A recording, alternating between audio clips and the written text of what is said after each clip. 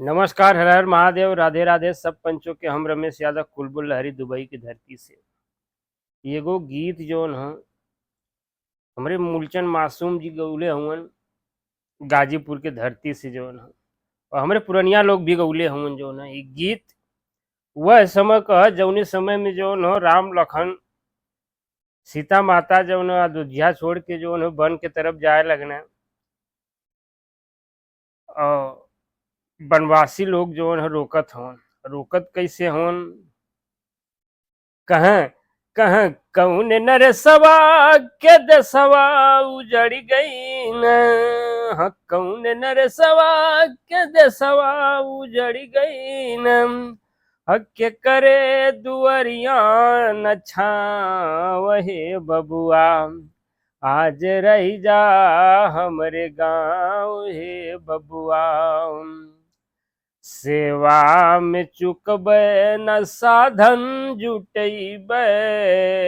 आया जवन होई तहवा ले जैबै। हयच को न रखबै अलसवा कलसवा।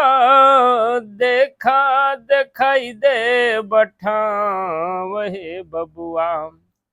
आज रही जा हमरे गाँव हे बबुआ। के कर जवाब बजर के सवारल। के कर जवाब बजर के सवारल। कौने यहरिया के हवा तुम्हारा। कौन नगरिया के हवा यजोरिया। ओकर बताई दे बना वहे बबुआ। आज रही जा हमरे गाँव हे बबुआ। जियरा जरा जाला देख के अनेती।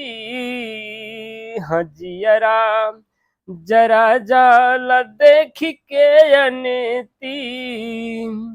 हाँ, 14 बरस कैसे बनवा में बीती।